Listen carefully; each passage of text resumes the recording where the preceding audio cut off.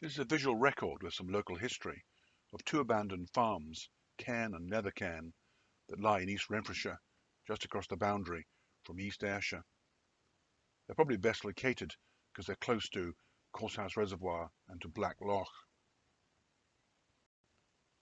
Cairn Farm is recorded at least as far back as the 1740s. It's probably named after a burial cairn, which has long been lost, probably being used to build dry stone dikes and so on. You can still make out where the old road used to run in front of the farmhouse, but it's been rerouted around the back, and also a lot of material has been dumped to consolidate it, so much of the old farm ruins are buried. Corsehouse Reservoir was created in the 1970s, which has flooded some of the lands of Cairn. Across the other side of the glen, you can make out another old farm, Townhead of Floke. One family with early associations with Cairn are the Harvie family. There are a number of records of Harvies being born at Cairn, but then later dying at Nether Cairn. Certainly by 1856, John Mitchell was the farmer, and it was owned by his father from Eaglesham, another John Mitchell. It seems that the Harvie family moved from Cairn to Nether Cairn, a larger farm. But then John Mitchell invested in Cairn itself, building a new barn or byre. It's very well built, with white coins and also clay pipes running through the walls for ventilation. From about 1938, the farm seems to be less intensively used, maybe just the farmhouse was being occupied. Certainly still had its fine shelter belt. By 1958, though, it appears to have been totally unoccupied, and the lands integrated into another farm. You can see that quarrying has taken place below Cairn Hill.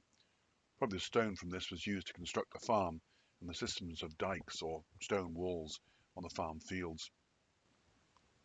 Proceeding east along Cairn Road, you soon come to Black Loch. This is one of several lochs in the area, such as Brothers Loch, Long Loch, and the White Loch. These have been stocked with trout. It's said it was done by the Duchess of Hamilton many years ago. Certainly has been anglers have been using the Black Loch for well over 100 years. A dam has been built at the east end, and this has raised the level. Before that happened, there were some stones that were the remains of a chapel lying on the edge of the loch. When it was a reservoir, the water level was much higher. You can see that it's been somewhat drained. You can make that out from the appearance of the loch shore. There's been a boathouse here for many years, probably belonging to the Nether Cairn farm, the ruins of which lie on the north side of the loch, surrounded by trees.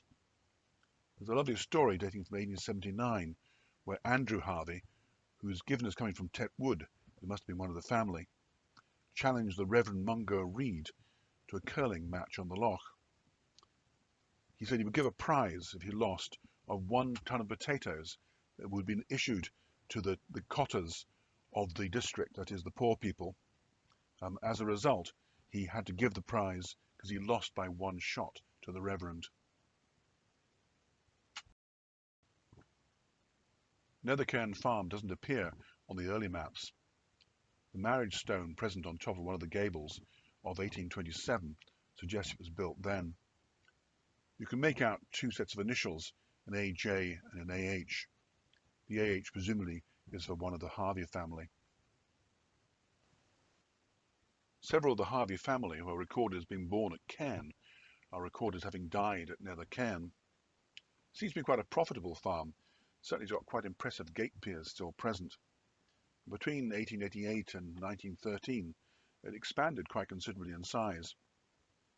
It was still there in 1958, or at some time after that, for some reason it was abandoned.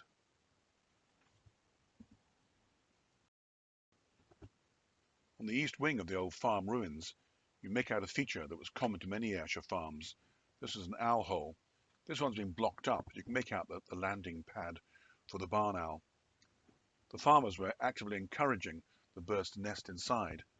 In return, of course, they would kill the rodents to feed their young, so they're acting as pest controllers. Although the farm is abandoned, the boathouse is still there, used by a local angling club.